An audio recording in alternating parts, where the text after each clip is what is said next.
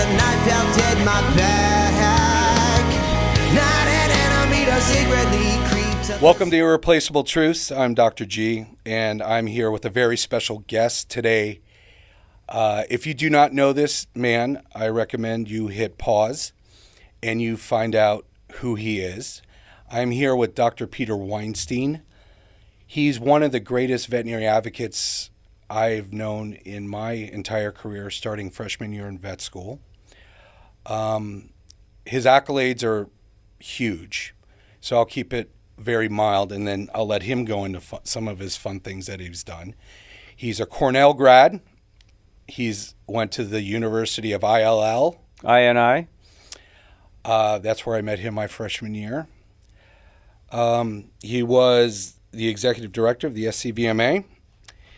He was the person who I replaced at the job that I finally took over and bought the practice. He does Vets for Pets, which is a phenomenal organization in Orange County, which basically was started trying to put a bunch of very successful practices together, right? Have good minds meet. Absolutely. Just collegiality and collaboration. And now you're teaching at Western University. You're speaking all over the world. You're writing books left and right. You have a great passion for helping the underserved. I didn't get why you left the profession until 2021. There was an article that came out that talked about veterinary economics and burnout. And it made me realize why you do what you do. You're the one who inspired me to get my MBA. And then Pepperdine's the one who kept me on for my doctorate. So first off, I just want to say thank you for everything you've done for the profession. And I also want to say thank you for having me on your podcast. But I'm not going to be as reserved today, probably. I don't have to be as filtered. So I guess the first question I have is what made you leave the profession? Or not leave the profession, leave the clinics? Well, first off, let me thank you for the introduction. I'm glad there was some Kleenex next to me so I could dab my eyes, because you were way too generous in recognizing some of the things that I've done and continue to do. And really, my focus is just to keep the profession positive, bring fun back into it, and make the profession better for the next generation, because, as you know, I have an investment in the next generation since my daughter graduated from veterinary school just over a year ago. So I left clinical practice. Well, if I go back to opening my own hospital, and by the way, one of the things we can talk about is my feelings about entrepreneurship and independent veterinary hospitals and the need to keep veterinary medicine independent. But I opened my own hospital after my entrepreneurial seizure about 3 years out of school. And as you know, most of us who are my generation and older got very little business education, and I made all the mistakes that were possible. I had a great business partner who was very patient and tolerant of me. You worked for him, so you know that. And then I went back to school and got my MBA while I was running my hospital, and I realized there was a big, bad world out there that we could be better in from the profession standpoint. So I made a lot of changes within my practice, made it more successful, put systems and processes in place, started to have more fun, and then realized I wanted to have a bigger impact on the veterinary profession. And so I got involved with organized veterinary medicine at the Southern California Veterinary Medical Association level, locally in South Orange County, and then within the regional association, and then eventually within the state association. But it was during that time that I realized there was more to being a veterinarian than just living in our Dilbert-like cubicles known as a veterinary hospital. So as the hospital grew and got bigger, and as the opportunities for selling the hospital increased, because that was the time that VCA, and at that point in time, NVA were seeking veterinary practices. I said, Peter, there's no time like the present to try to make a difference. So my MBA thesis was, does the veterinary profession need better practice management software and or better or more veterinary practice consultants? Both of which the answer was yes. So I said, great opportunity. And when the time came, I was able to sell my practice, not for as much as you did, but I was able to sell my practice and continue to do things that helped make the profession bigger. I wanted to have a bigger outreach than I could have in my practice. And I was very limited in what I could do there, but I found myself with more options after I had the freedom to become involved with different things. And as you know, I've been recalibrated myself multiple different times, and I'm failing retirement. I'm failing retirement as well. But the thing is, I think I have the same belief as you, is that the career that we chose, the profession that we chose, is absolutely amazing. What are some of the biggest changes you've seen from when you graduated to now? Electricity. Okay. Cars. Yes. Rotary phones to touch dial. I think when I was in veterinary school, veterinary medicine was still very much a passion that generated income for the veterinarians who were in it from a career standpoint. Now, my class at the University of Illinois was 50-50 in terms of gender makeup. And so we were at the tipping point when the profession was moving from a very male-dominated profession to a currently more female-dominated profession. So one of the biggest changes in the last 38 years is the percentage of women in the profession from that standpoint. I think the next biggest change was the impact of external variables that have changed the delivery of veterinary medicine, as we have seen the investment of private equity, venture capital, et cetera, into practices, and how that has changed some of the dynamics within the profession. We have also seen a different focus on education in terms of increasing number of veterinary schools. The technology that we have access to as veterinarians has. I remember at U of I them wheeling the ultrasound in, and only one person was allowed to touch the ultrasound. It probably was six figures back then, and it probably weighed 80 pounds. But I think it took two people to wheel the ultrasound into the room to do a cardiac ultrasound. And let's just say the resolution was something like, when the TV stations go off and all you see is the pixelation. So technology in terms of what we can do with computers. And I could go on. So much has changed in the last 38 years. But the one thing that has not changed, and better never change, is the importance of the patient and the client to the veterinarian in terms of providing optimized patient care and client experience. So when you talk about clients, because, no one, I don't think, has a better pulse of what's going on in the profession than you.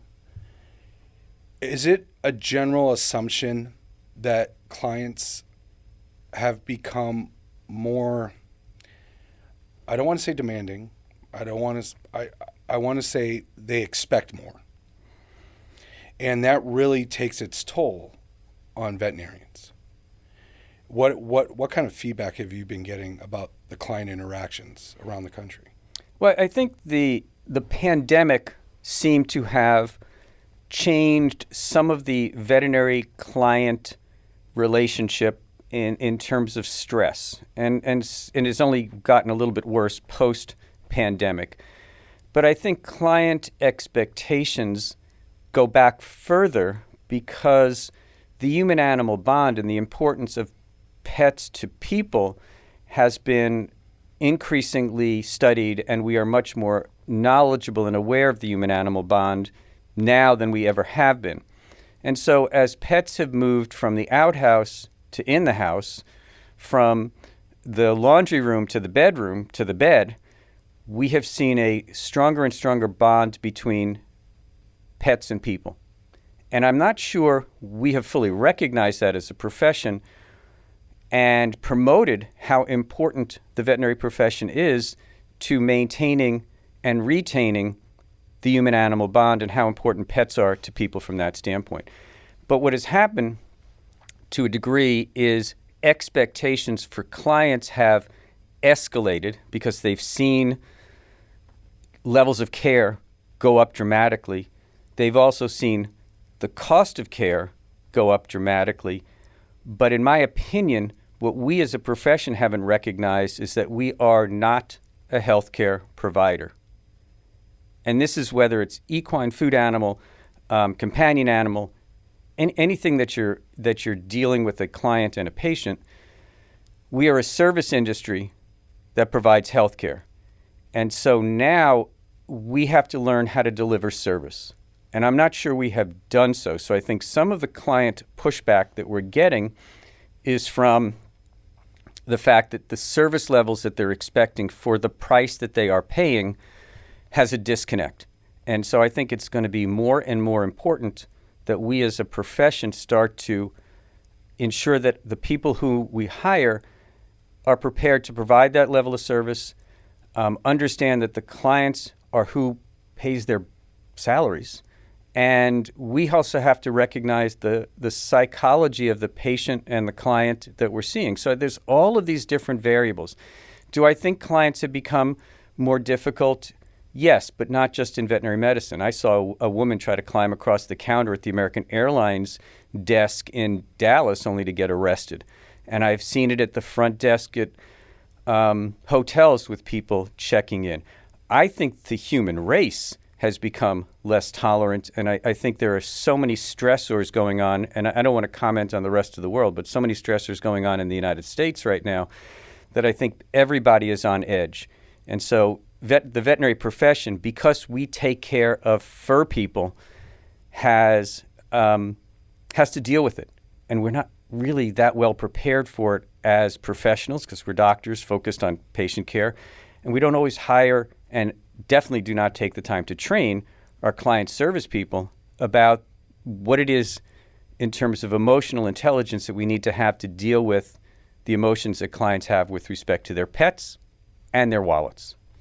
Well, and you basically hit on what 3 of the 4 things I'm studying for my dissertation.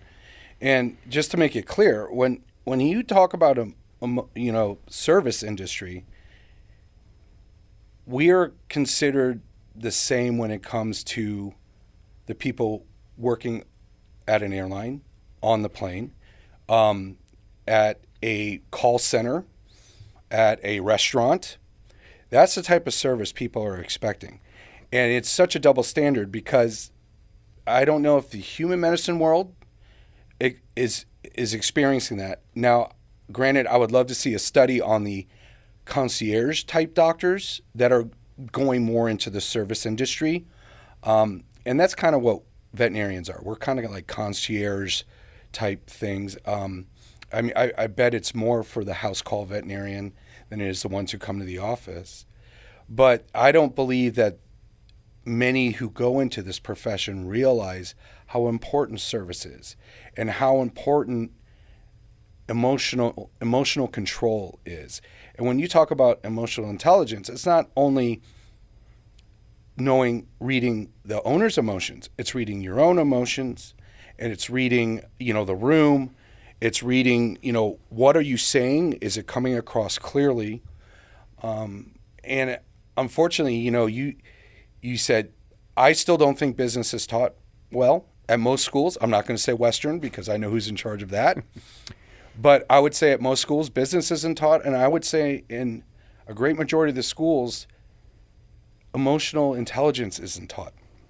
And a lot of people used to think emotional intelligence was a trait, but it's an ability and you can train it. And I think whoever's listening, especially if they're, early in their career or not started their career yet, I think learning and reading emotional intelligence books and learning how to control your emotions will help you immensely long term. Now, the one thing you brought up was a human-animal bond. And I don't know if you ever experienced it, but I think veterinarians started realizing how big the human-animal bond was and was starting to take advantage of it. Do you think that's still around today? I keep looking at, and the reason why I ask that, I keep looking at why private equity venture capital came in. I think they saw that we were very dispersed. They could come in, they could control everything, they could control the costs, they could take over everything.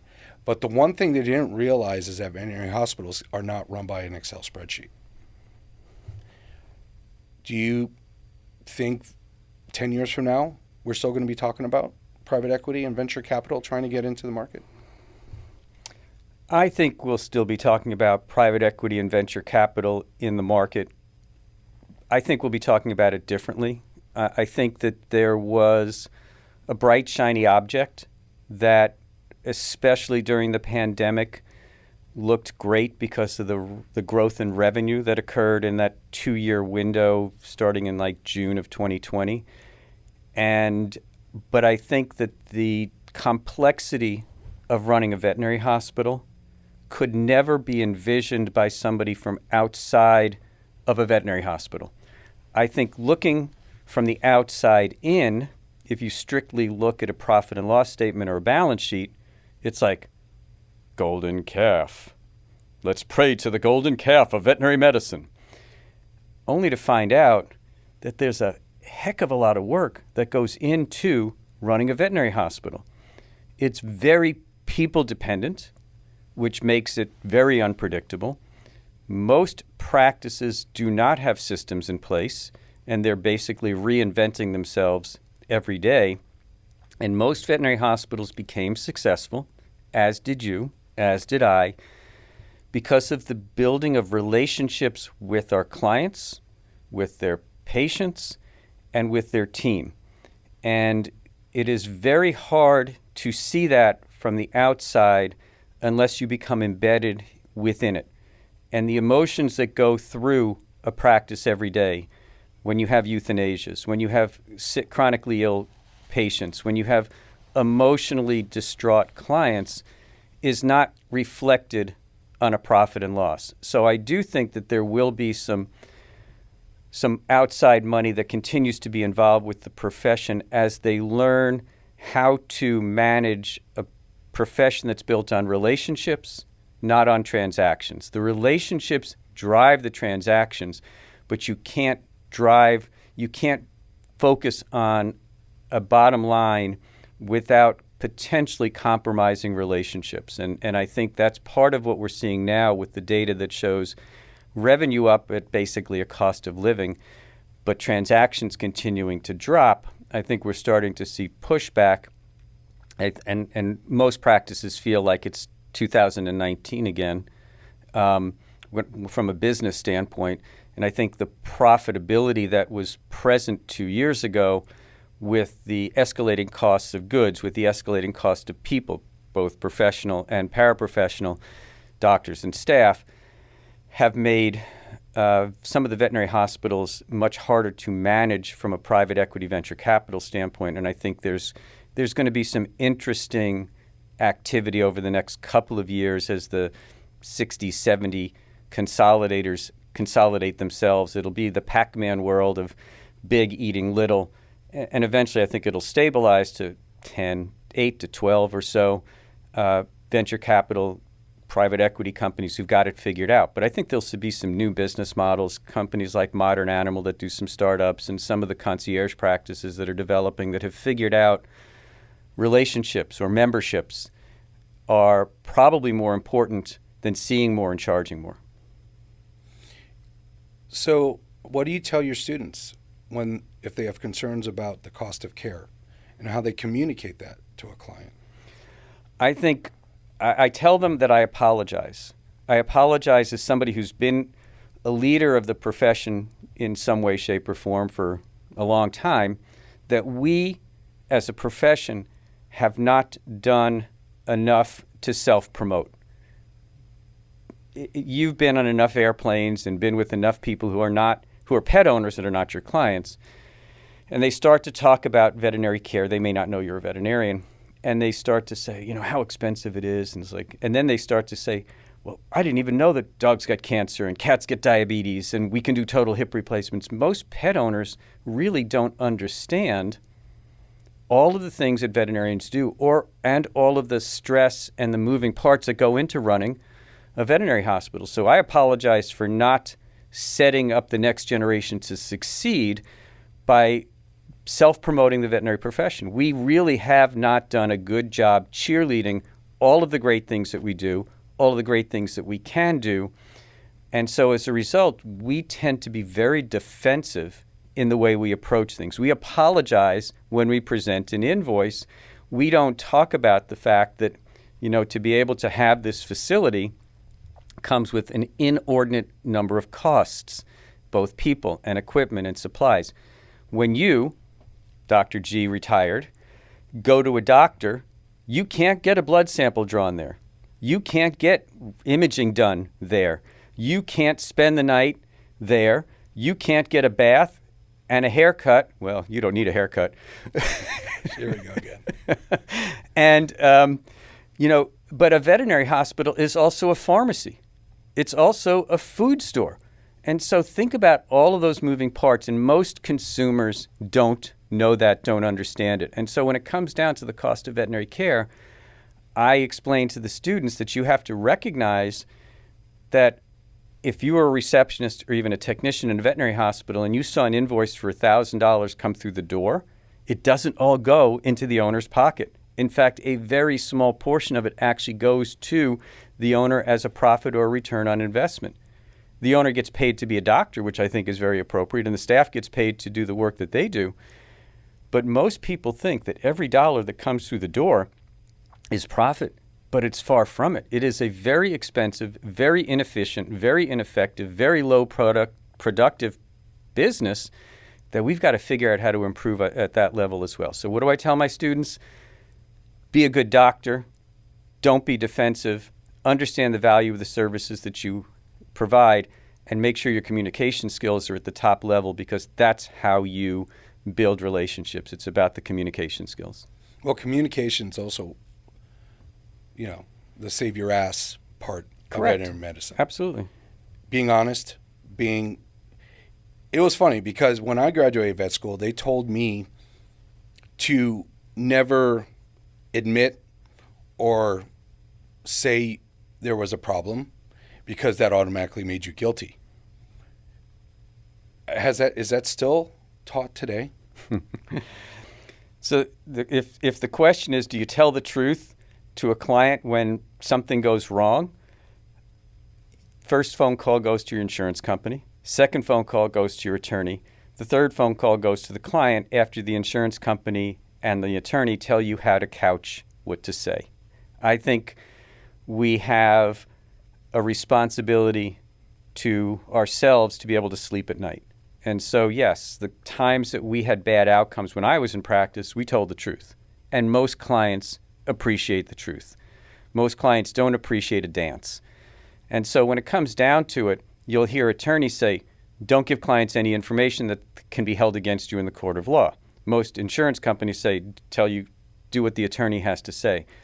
My answer is, and everything I've read when it comes down to compassion and empathy, is the truth will win. Again, compassion and empathy, part of that emotional intelligence equation you're talking about. Absolutely. The soft skills of veterinary medicine. Do you, in your personal opinion, are they taught enough in their education?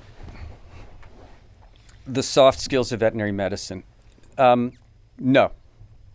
I think there is so much to learn on the left brain side of things, the clinical side, physiology, anatomy, microbiology, pathology, every freaking ology under the sun, including psychology, that we don't have time and we don't always look to create time in the curriculum for the postgraduate skills that will make a veterinarian successful. I think a successful veterinarian has an equal balance of clinical knowledge and expertise and people skills, communication skills, written, verbal, social skills, and the ability to handle and hold a conversation that doesn't stress them out. There are veterinarians who would rather be doing open heart surgery than have a conversation. And there are veterinarians like myself who could spend all day in an exam room, but don't let me go into a surgery suite. So in answer to your question, I think that there is not sufficient balance, but I also know that it's very difficult with the curriculum at most of the schools to find a place for it and to find a faculty who can teach it, because unfortunately a lot of the really great faculty are those who are out in clinical practice, because that's where reality is.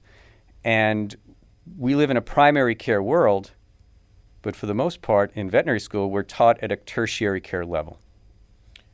So if these students aren't being taught the soft skills, and you said the best teachers are out in practice, how do you explain to students this is what you should look for in your first clinic?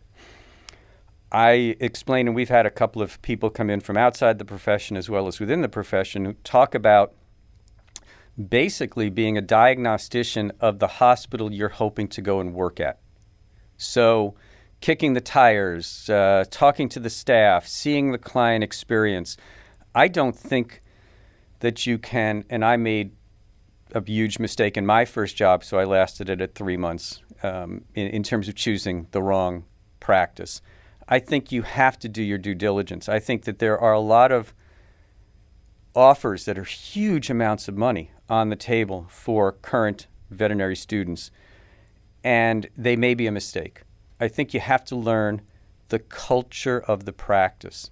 And I can't remember who it was. It may have been Robin Brogdon. It may have been Dan Markwalder, who at one of the lectures recently said, ask the staff at a hospital that you're interested in working at. And I would suggest this if you have technicians who might be listening to this, or client service, or anybody who might be going into the profession, not just the doctors. Ask the staff, tell me about the culture of your practice. And then when you interview with the manager, hey, can you tell me about the culture of your practice? And then if you interview with the doctor or owner, tell me about the culture of your practice. And if they can't, if they stammer around it, or if it's not clearly defined, I would be significantly concerned about what it's going to be like if you have a practice that has no vision, no mission, no values, and no culture. Well, and then another thing is you can add into that, what if you have 3 different answers? That means you have none. If they're not consistent, they're all singing different songs, which is not music but cacophony. That means there's no communication within the practice. Correct. Yeah. I'm very proud of the practice I had. It was very family-oriented. Obviously, I took it over from a phenomenal man, Dr. John Hamill, and he always put the staff first. He always put himself second, which I took to heart, but I was also very blessed because where I worked in undergrad for 5 years, it was the same way. And I made sure I brought it along like that. You know, and it's very important. You know, and you talk about these high-paying jobs that are being offered. A lot of these students don't realize that salary, and more importantly, that signing bonus, quote unquote, if you leave, you got to pay most of that back. And if you don't hit numbers, you're going to lose it after your first year. And the worst part, and maybe you know better than me, are how many of these early career vets coming out of school are put into practices where there's either one doctor that they work with or no other doctors that they work with. Well, I don't know the percentage of how many new grads go into single doctor as the second doctor or go to a multi-hospital owned facility and then are put out on their own, except to say that statistically, The average veterinary hospital is 2.2 doctors in this country, some of the 30,000 or so veterinary hospitals. That means half of the hospitals that are out there that might be looking are 1 or 2 doctors, which means at some point in time, in all likelihood, you're going to be by yourself in that first 6 months out of school, which is scary as all get out. I remember my first job, the first day I got my license, I was given the pager, I was put on the schedule, I was on call, and I had 6 exam rooms to work with no other doctors. And when I had an emergency, hit by car Airedale, never forget it, cardiac contusions and a dislocated elbow. And I had a receptionist to help me after hours. So let's just say that when I talk to students and I talk to Brooke, I never suggest that they will be alone for the first 6 months. They really need to have a resource with them. I also tell them that they will not be productive for the first 6 months. I think it will take most veterinary students to ramp up to meeting the target to meet their salary 6 months. In a practice with good mentoring, and to me mentoring is not just the mental health side of it, but it's the technical side of it. When you focus on the head, the heart, and the hands of mentoring, then you can be more successful. But the technical skills and the communication skills need to go hand in hand to eventually be a productive veterinarian. I think most students leave school very good at the diagnostic side of things, okay on the surgical side of things, and scared to death of the communication side of things. And unfortunately, especially in small animal clinical practice, which is where the vast majority of our students go, they're, in many cases, and I use a picture of this, and you were a swimmer, I used a picture of this in one of my slides, where I basically have a picture of somebody getting thrown into the deep end of the pool and saying swim with concrete bricks on their legs, because that's how I think it feels. And of course, as they get closer to the edge keeps moving. Yeah, some of the scariest things I've seen right now are veterinarians are going into relief work. 6 months out of school, a year out of school. And I talked to my wife, who's an amazing veterinarian as well. And even though she grew up in a veterinary clinic because her dad was a veterinarian, it still took her about 2 years to be comfortable. I don't know how these veterinarians, these early career veterinarians, are going into relief work. And they're the ones who are saying, oh, I get work-life balance, which I understand. But do you really get the beautiful depthness of what this profession can bring you, Well, I think relief work is an option that many recent grads have taken because of a bad first work experience. I think I was going to use a bad metaphor, but I won't. But I do think if you leave a bad work experience, you think that's how all work experiences are. And so you don't want to throw yourself back into another hospital. You would feel much more comfortable going out to different restaurants and trying different meals before you figure out which restaurant you want to work in. So I don't think it's not a great idea for a new or recent graduate because you don't have the mentoring there and the case management skills in many cases.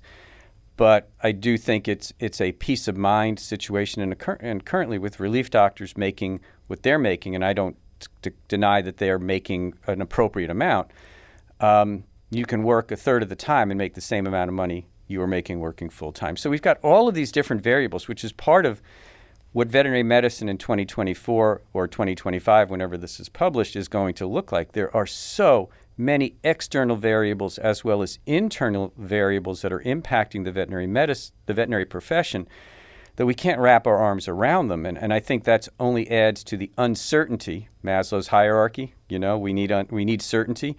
I think that's what's contributing tremendously to the uncertainty of the veterinary profession, whether it's a single doctor practice or a 40-doctor conglomerate. I think there's a tremendous amount of uncertainty that all of us are feeling who have a finger on the pulse of the veterinary profession. Well, and I also want to make clear is just because you go to a 9 or 10 doctor practice doesn't mean you're going to have 9 or 10 doctors that want to mentor you. You know, some of the greatest mentoring practice stories I ever hear of is when you go to a single doctor practice who's so relieved to finally have somebody there, they will do everything in their power to make sure that you're trained, that you learn, because they want you to stay. I mean, after you left, Dr. Hamill had the hardest time finding somebody. And he was the president of the California Veterinary Medical Association, and he didn't have anyone there. So when he come back, even though he might have been gone for 2 days, it was like he was gone for 10.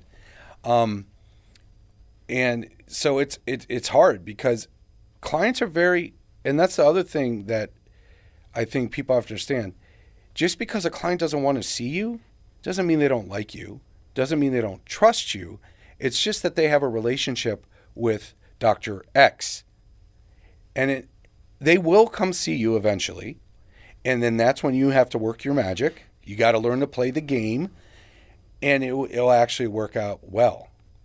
So now I know at the beginning you mentioned entrepreneurship. Mm-hmm. The most rewarding thing I ever did was own a veterinary practice. It was so rewarding, I got a second one, right? Loved it because you get to control the culture. You get to control the costs. You get to control everything. Are a lot of veterinarians coming out now wanting to own practices again?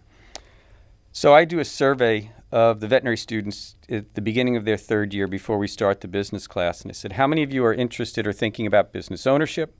How many of you want to do post-veterinary school education? And how many of you are sitting on the fence somewhere? And there's a couple of other choices. About a third of the veterinary students, I think it was 37%, are interested in owning a business at some point in time, including board-certified people. About a third will go into post-secondary education, whether that's internship, public health, residency, et cetera. And then there's a third who have other ideas, whether it's zoo medicine or whatever the case may be. So I think that my goal in class is to convince them that entrepreneurship is the solution to life control, debt control, and a lifestyle that would allow them to enjoy things at a level that they would not have been able to do as a associate. When you are an associate, you work at the beck and call of somebody or something else. When you are the owner, you are the one who sets the tone. You're the leader. And so it's not easy. It's a heck of a lot of work. It has a tremendous amount of responsibility because in your case, and in my case, we were the father of staffs of 15, 20, 30 people. But ultimately, when you build that successful business, you will have the benefit of making a team of successful, potentially future veterinarians, future technicians, future managers, and you control your own balance. You control your own income. So all that being said, I think we're seeing more of a lean towards entrepreneurship. I think some of the questions we have to address are whether to do a startup, which having done that, there was a lot of top ramen for the first 2 years, or buy an existing practice, and then dealing with, well, practices are so expensive, and what about the competition from national corporations, and the banks won't loan me money, and there's a lot of, for lack of a term, fake news out there when it comes to entrepreneurship that I want to dispel because I think entrepreneurship, as you noted, is so rewarding, not just short-term, but long-term in terms of what it gives you as you build equity and you build a legacy for yourself. And I think many of us who have been entrepreneurs look back at the legacy that we created. And in your case and in my case, well, maybe they didn't end up quite as well as we would have liked. But when we were there, we built a legacy, and it's much harder to do that as an associate. So I'm glad you used the word legacy because I think the biggest issue and the uncertainty that this profession's facing is that a lot of the legacies i.e. retiring veterinarians, they just disappear. Right? And that's kind of how I feel, a little part of me, that venture capital or private equity was able to come in so easily. Because a lot of these people did not stand up and say, whoa, whoa, whoa, whoa. This is what it's going to do to the profession. This is how it's going to be. And especially now that, venture capital is here, whatever, I'm not even going to mess with it. I think they're going to shoot themselves in the foot. But where are all these legacies? Where are these cheerleaders? Where are the fans of this profession that's given so much to us? Well, one of them is sitting right here, and the other one is sitting across from me. But I want to challenge anybody who listens to this, that anybody who got a nice retirement check, quote unquote, from a large company is the next generation of faculty members at universities. I think that the best teachers are those who did. Some of the best faculty I had at University of Illinois were those who had been in private practice and came back to teach surgery or teach internal medicine or whatnot, or teach business. I think that there's a responsibility of the sellers from the last. I mean, we made 300 multimillionaires over the last 5 years. I think if every one of those sellers went back to the university from which they graduated and started to contribute to the business class and taught about how they became a successful entrepreneur, write books, write articles. I would love to see a veterinary college that was staffed solely by people who had actually been in private practice. I can dream. But I think it's important for the people who sold to celebrate how they got there, to teach us how to become successful as they did, and not just to play golf and sit out on a sailboat somewhere. So I think there's a responsibility from that standpoint to help provide leadership and direction. And I think we need some young leadership coming out of the veterinary schools, but I think we also need some legacy leadership to help us understand. And a lot of people saw the dollar signs and they didn't see the writing on the wall. I don't think, and I sold to a corporation, so I have nothing to say but positive things from a corporate standpoint. I just don't think we knew what the unintended consequences could be, because in many cases we were blinded by an opportunity and a large check, and in many cases, especially in the last 4 or 5 years, burnout due to the stressors that the pandemic brought. I think we're going to start to see some normalization.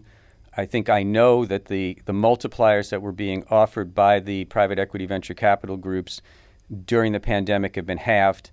I think the expectations from the seller standpoint have changed in terms of not being able to get 100% cash, and a 3-year commitment is a strong expectation. So I think there's going to be some changes. And by the way, if you are looking to be an entrepreneur, you don't have to be a doctor. You just need to partner with one. You can be a manager. You can be a credentialed technician. You can be an assistant. But you can build a team of veterinarian, manager, technician, assistant, all who come together to build or buy a veterinary hospital, because the banks are very eager and very willing to finance the purchases of veterinary hospitals. And I think it's just going to take a little bit of imaginary financing to be able to match some of the offers that will be on the table from private equity venture capital. But I think we can keep independent veterinary hospitals independent because the banks are willing to help us do so. Yeah, I'm very excited to hear about that finally. Mm-hmm. I mean, it was hard. It was hard to get, a loan for the amount that even a private practice was even trying to sell for back in the day. Right. They're like, oh no, this is too much. But it's good to hear that there's some more leeway there. Yep. When it comes to entrepreneurship, how much does student debt play into your ability to get a loan? Absolutely none. Student debt has no impact. It's considered good debt because it was an investment in your career. Student debt does not have an impact because if you have no credit card debt, if you have some equity of your own, if you have some collateral, the risk of a veterinary hospital failing is less than 1%. So the banks recognize this. If you can start a hospital, make a fair and equitable salary as the owner, make sufficient amount of extra equity, also known as return on investment, to pay off the loans. By making the same amount as an owner as you were making as an associate, you have no problem paying off your debt. Now, as soon as that return on investment becomes yours, all of that money could be used to pay down debt. So there is no problem with respect to student debt. For those of you who are students that are listening, student debt doesn't work against you. It's all the other debt that you accumulated by buying a Beamer instead of a Kia that can get you into trouble. So don't worry about student debt. The banks take that into consideration. Just don't go bankrupt.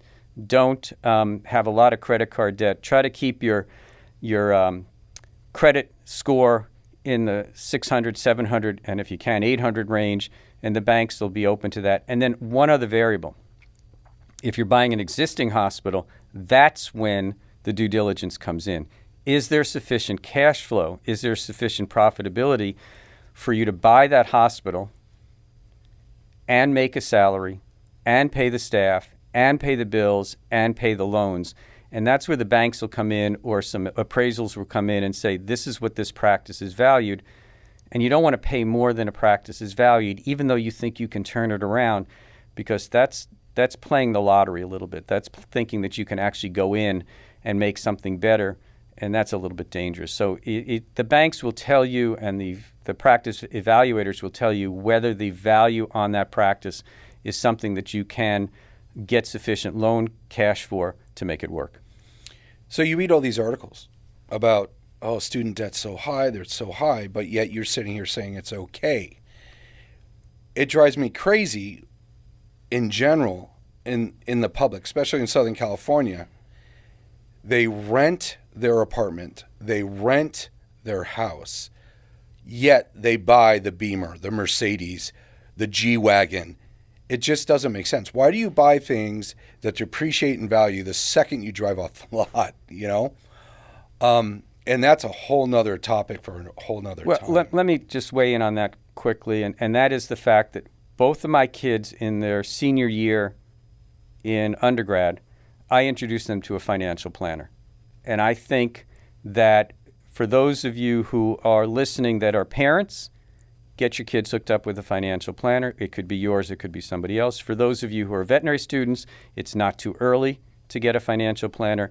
And for those of you who are hospital owners, if you don't have a financial planner, what are you going to do with that large check that somebody's going to give you? Or are you going to have enough money to retire from selling your practice now when you still have 20, 25 years of life ahead of you? So in answer to your question, bad advice.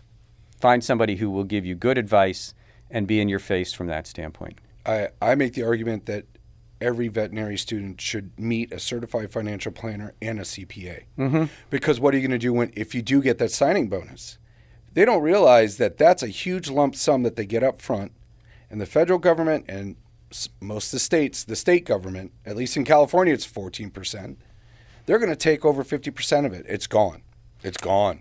Well, and then you've also got, the understanding of how student debt works, and the fact that if you try to go to debt forgiveness at 20 some odd years down the road, you still will owe interest and taxes on that as well, because it's considered income. So there's all of these variables that require you to build a success team that includes attorneys, many of them, multiple attorneys, contract attorneys and malpractice attorneys, and to have an accountant, to have a financial planner, all of these people who are around you. And by the way, it's best if they're not part of your family.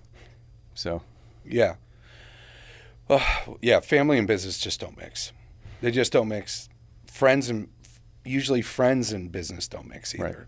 Right. So what are we doing here? Well, we're not doing business together. We're just talking. Yeah. But we are friends. We are friends. And the thing is, I really hope that veterinary schools do bring in more of these types of conversations compared to where we've been. Because I had Dr. Benson, the anesthesiologist, one Saturday is the only business class we got. It was on contracts. And he's like, one of the good things to ask for is maybe they'll get you a membership to a gym. And I'm like, seriously?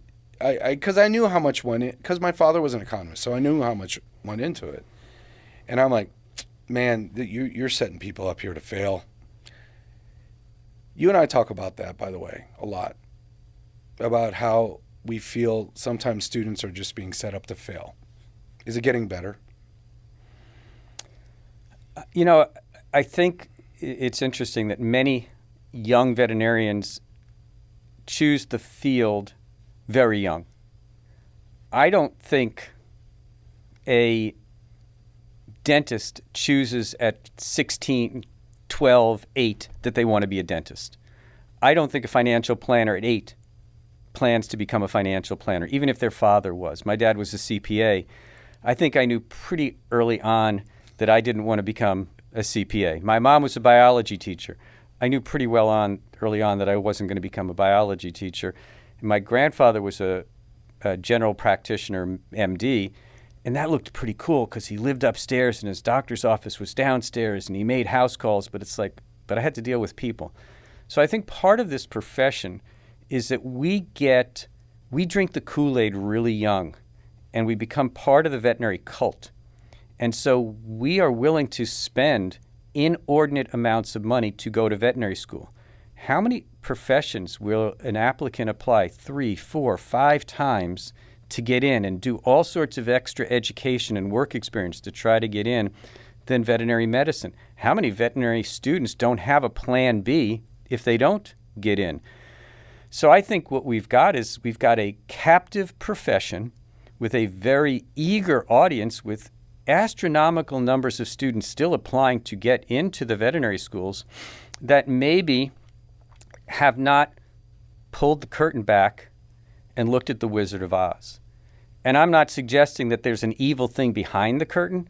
I am suggesting that we really do need to help the next generation of veterinary students know and understand what veterinary medicine is in terms of the expectations from a clinical standpoint, from a business standpoint, from a communication standpoint, and from an emotional standpoint, and from a self-awareness standpoint. Can I handle 30 euthanasias in 30 days? Can I handle a client who goes on the internet and rails me on Yelp? Can I handle a client that comes in with a sick pet and has no money? I mean, there are so many emotional components to veterinary medicine. It's not just playing with puppies and kittens, and I'm not sure we do the best job fully vetting, for lack of a better term, that aspect of things. It's funny because I talked to the one who came up with the concept of emotional labor in '83, and I said, what do you think the problem is? And she's like, everyone goes in thinking, oh, I'm going to be able to work with dogs and cats and puppies and kittens and, cows, horses, whatever. But then they graduate and they say, oh, shit, I have to be a doctor. And there's a lot that goes into it. And again, I just want people to realize that there are people like Peter A. Weinstein, it's so ironic your initials are PAW. Myself, my other guests, that we're here to help these students, help these early career veterinarians, help older career veterinarians with whatever they need. I mean, the biggest thing is to make sure they communicate their issues, discuss and be open about it. Don't keep it in. I hope they realize that they're not the only ones that probably have dealt with horrible situations. What was the craziest situation you can remember? The craziest situation that I can remember. I mean, there were so many different business situations of things going on within my staff and people problems and everything else. And, crazy clients who threatened you because the outcomes weren't there. I had a client who we did a euthanasia on their pet, and we sent it off to be cremated. And she wanted me to prove that those ashes were really her dog's.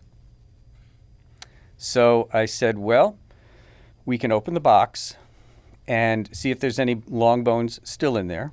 We have some radiographs of your dog, and we can hold the long bones against the radiographs and see if they match up. And that's what I did. And that was about, and I remember the client's name like it was yesterday. I won't use it on the podcast, but it was one of the most unique experiences that each and every one of us in this profession, all 110,000 veterinarians in the United States, have had some sort of crazy experience like that.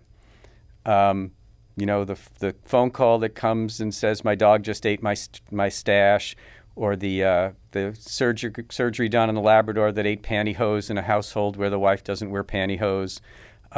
These types of things that occur, but I will never forget the holding up a femur against a radiograph to show that it was actually that client's dog. Unbelievable. Yep. Wow.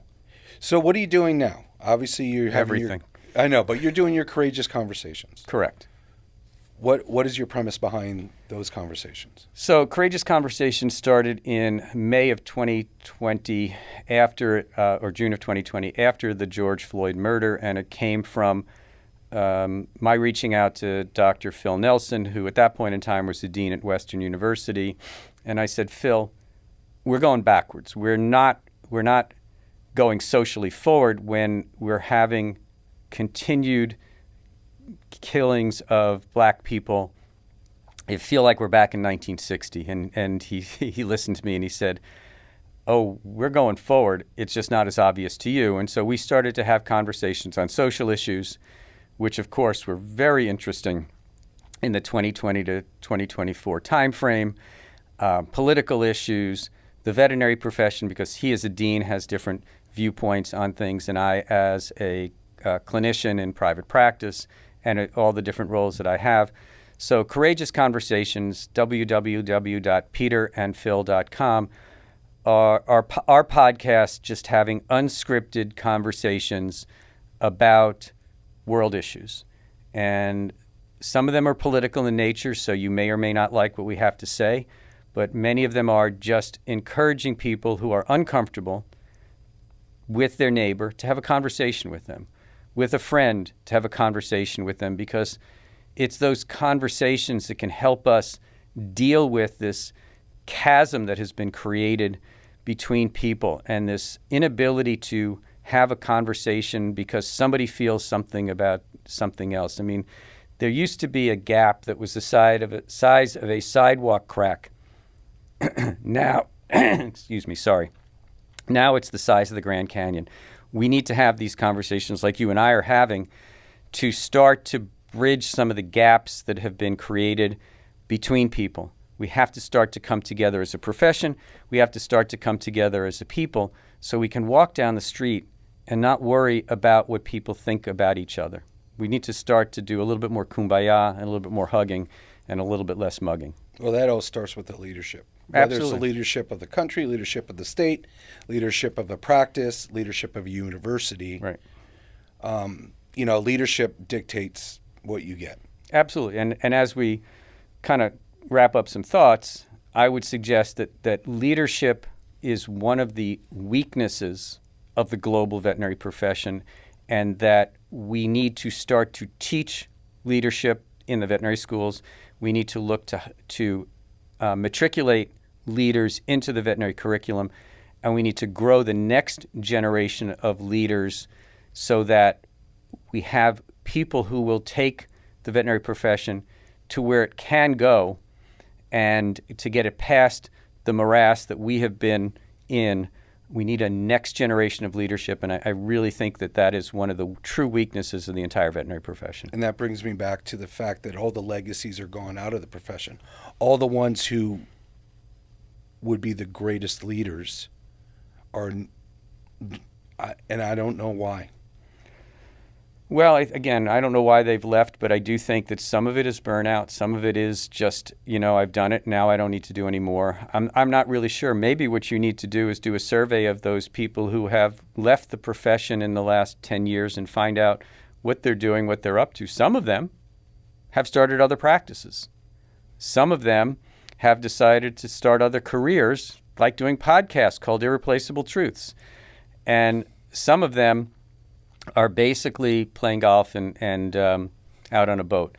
I don't have an answer to the question, but I think it would be very interesting to figure out how we can reintegrate reintroduce and integrate the legacy doctors, whether they're 40 years old or 80 years old, to send a message to the profession going forward about how great the profession is and how you guys can create your own destiny if you take a leadership role and you set the path and you have a vision, because leaders help set the vision. And I think that's part of where we need to be looking. What is the vision of the veterinary profession 1, 5, 10, 20 years down the road? Because we can't wait to 20 years down the road. It's too late then. Yeah, and you also don't need leaders who say, hey, everything's okay. We've been doing it this way for 30 years. And make sure that the listeners understand, leaders are not born. Everyone could be a leader.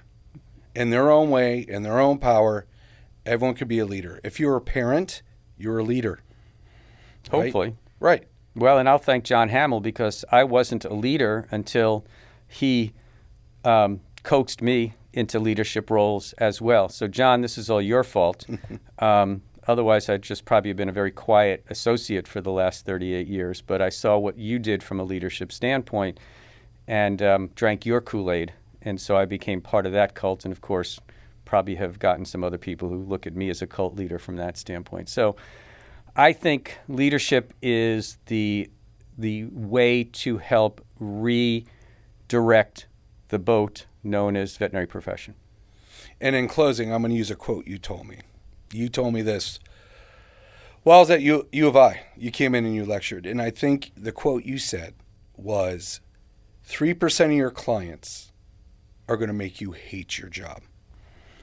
And so I close with that, because I want everyone to realize that 3% cannot allow you to lose the 97% who will support you, who will be there, who will come in and bring you food at Thanksgiving, gifts at Christmas, care about your family. So, again, this is Dr. G. I'm with Peter A. Weinstein, PAW. I didn't give a shout out to Vet Partners, who's another amazing organization who basically bring in the external supporters of veterinary medicine. Another great meeting, if anyone ever can make it, just to hear what people outside of the profession are doing to help support our profession. If you have any questions, you can always email me at drg@vetmedit. Dr. Weinstein, do you have an email that they could reach out to you at? The best email is PAW at simplesolutions4 vets.com. PAW at simplesolutions4vets.com. Wonderful. Peter, thank you for coming. I'm going to have you on again. There's so much we need to probably discuss. And thank you again for listening, and we'll catch you next time. I stand on the edge of my street with a knife out in my back. Not an enemy to secretly creep to position at the tail.